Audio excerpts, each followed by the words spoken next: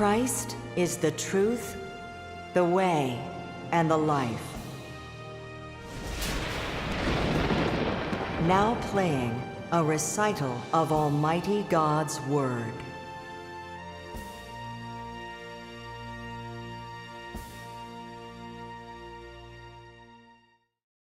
Those incompatible with Christ are surely opponents of God.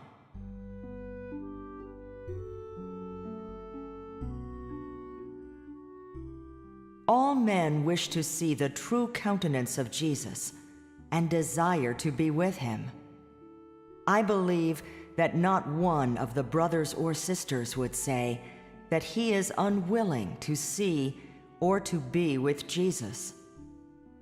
Before you have seen Jesus, that is, before you have seen the incarnate God, you will have many thoughts. For example, about Jesus' appearance, his way of speaking, his way of life, and so on. However, when you really see him, your thoughts will swiftly change. Why is this? Do you wish to know?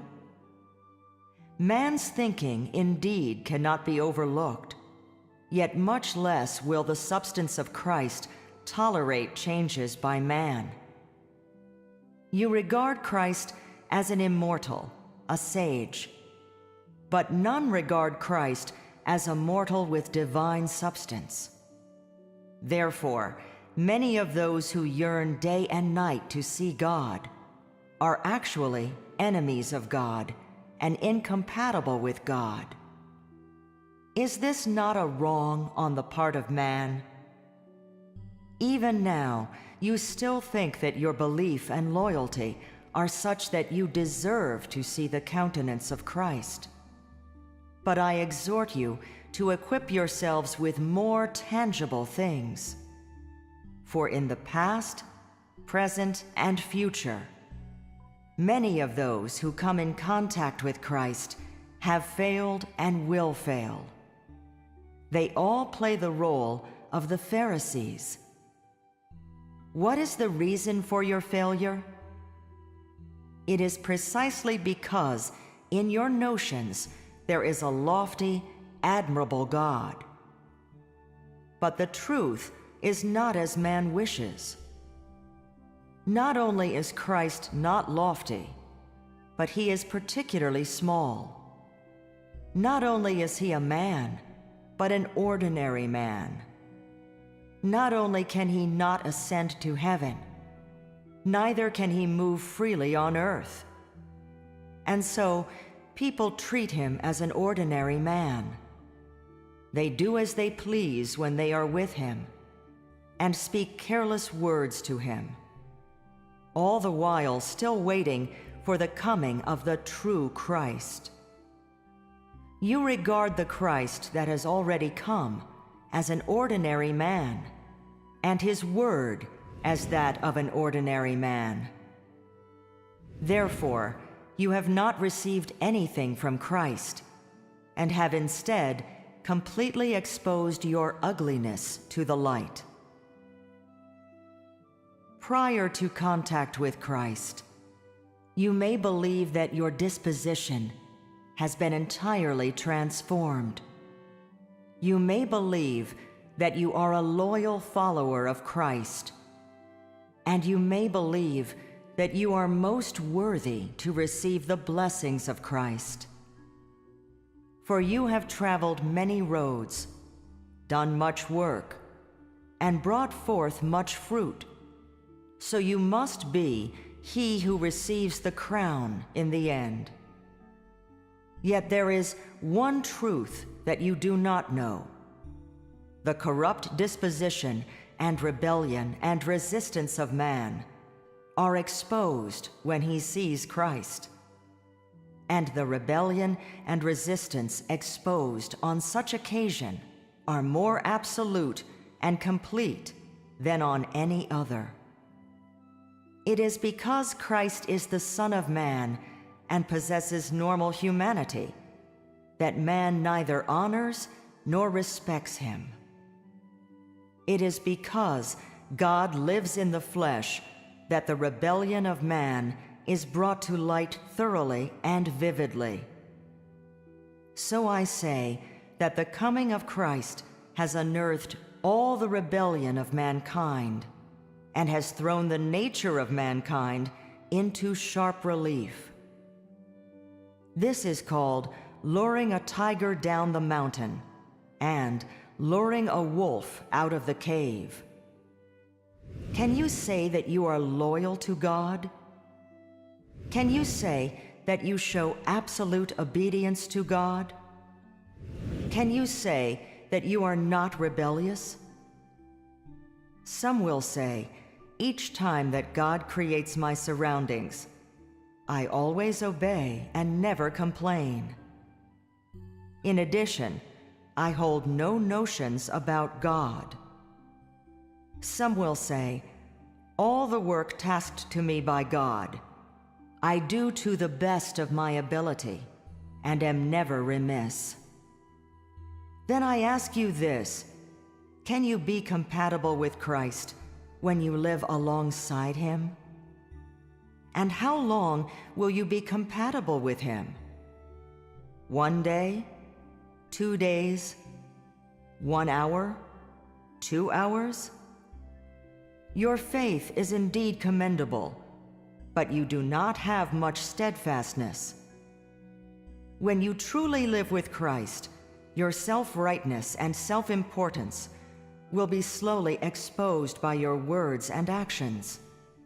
And so shall your excessive desires and disobedience and discontent be spontaneously revealed. Finally, your arrogance will become ever greater. And when you become as incompatible with Christ as water is with fire, then your nature will be entirely exposed. At that time, your notions can no longer be veiled.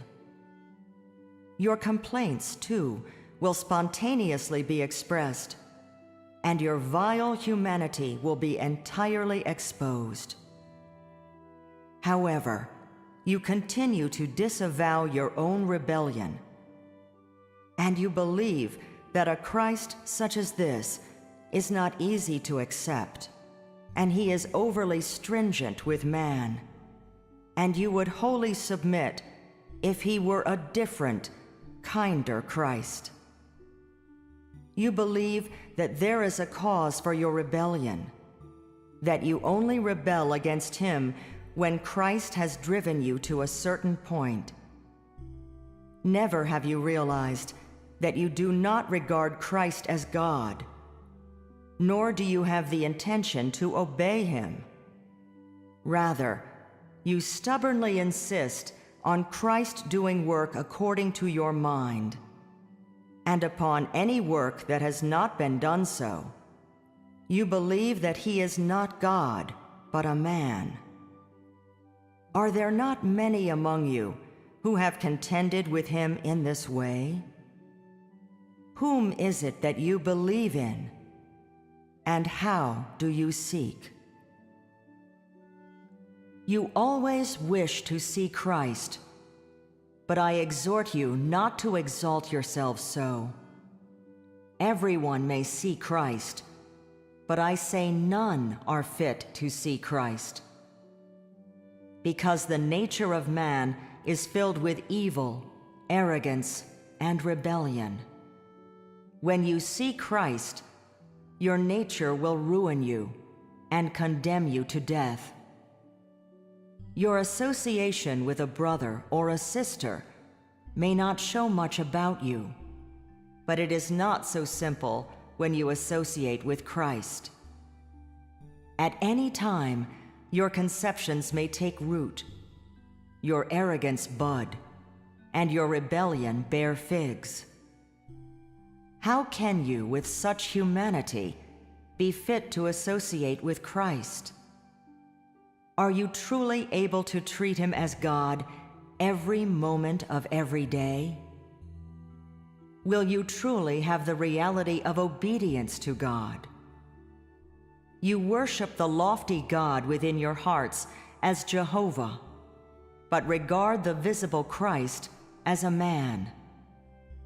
Your sense is too inferior and your humanity too lowly. You are unable to forever regard Christ as God. Rather, you simply pull him over and worship him as God when it strikes your fancy. This is why I say, you are not believers of God, but accomplices to those who fight against Christ. Even men who show kindness to others are repaid. Yet Christ, who does such work among you, is not loved or repaid by man, nor does he receive man's obedience. Is this not a most saddening thing? It may be that in all your years of faith in God, you have never cursed anyone, nor committed a bad deed. Yet in your association with Christ, you cannot speak the truth, act truthfully, or obey the word of Christ.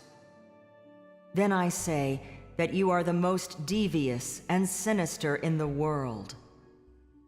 If you are especially cordial and loyal to your relatives, friends, wife or husband, sons and daughters, and parents, and never take advantage of others, yet you cannot be compatible and at peace with Christ, then even if you send your all in relief to your neighbors, or have taken good care of your father, mother, and household, I still say that you are wicked and cunning too. Do not think that you are compatible with Christ if you are compatible with man or perform some good deeds. Do you believe that your kindness can purloin the blessing of heaven? Do you think that good deeds are a substitute for your obedience? None of you can accept dealing and pruning, and all find it difficult to accept the normal humanity of Christ. Yet you always claim obedience to God. Such faith as yours will bring upon a fitting retribution. Stop indulging in fanciful illusions and wishing to see Christ, for you are too little in stature, such that you are not even worthy to see him. When you have completely cast away your rebellion and can be at peace with Christ, then God will naturally appear to you. If you go to see God without having undergone pruning or judgment, then you shall definitely become an opponent of God and be set for destruction. The nature of man inherently is hostile to God, for all men have been thoroughly corrupted by Satan. Nothing good can come of a corrupt man associating with God. All actions and words of man will surely expose his corruption. And when he associates with God, his rebelliousness will be revealed in all aspects. Man then unknowingly opposes Christ, deceives Christ, and rejects Christ. Then will man be in an even more dangerous state. Should it continue, he will become subject to punishment. Some may believe that if association with God is so dangerous, then it would be wise to give God a wide berth. What, then, can such people receive? Can they be loyal to God? Indeed, association with God is very difficult. But that is entirely because man is corrupted, and not because God cannot associate with man. It would be best for you to devote more effort on the truth of knowing the self. Why have you not found favor with God? Why is your disposition abominable to him? Why are your words loathsome to him? You praise yourselves for your little loyalty and want reward for your small sacrifice.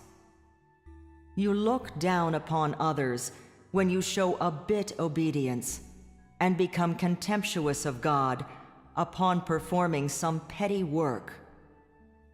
You wish for riches and gifts and compliments for receiving God.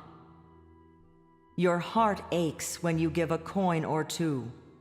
When you give 10, you wish for blessings and to be distinguished from others. A humanity such as yours is really offensive to speak of or hear. What is praiseworthy of your words and actions? Those who perform their duty and those who do not. Those who lead and those who follow. Those who receive God and those who do not. Those who give and those who do not. Those who preach and those who receive the word, and so on. All such men praise themselves. Do you not find this laughable? Surely you know that you believe in God, yet you cannot be compatible with God. Surely you know that you are unworthy, yet you remain boastful. Do you not feel that your sense has become such that you no longer have self-control? How can you, with such sense, be fit for association with God? Now are you not afraid for yourselves? Your disposition has already become such that you cannot be compatible with God. Is your faith not preposterous? Is your faith not absurd? How will you deal with your future? How will you choose the path to travel down?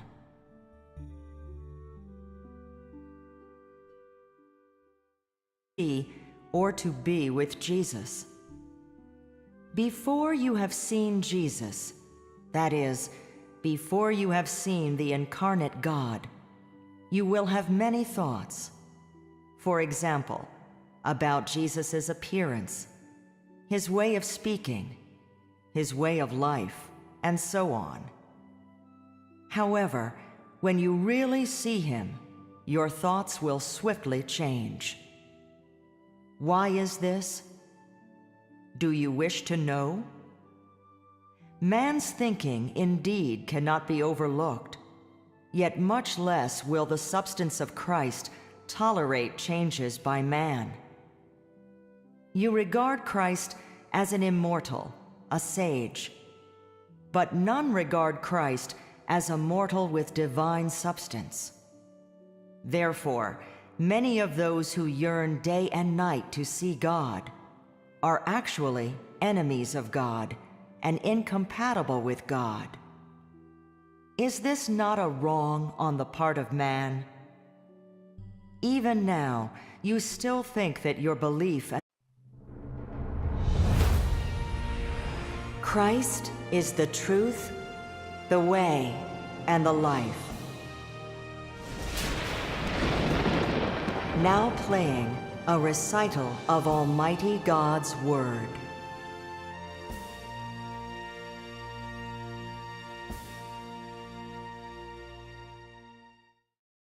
Those incompatible with Christ are surely opponents of God.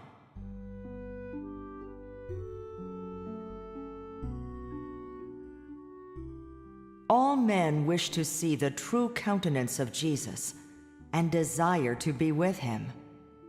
I believe that not one of the brothers or sisters would say that he is unwilling to see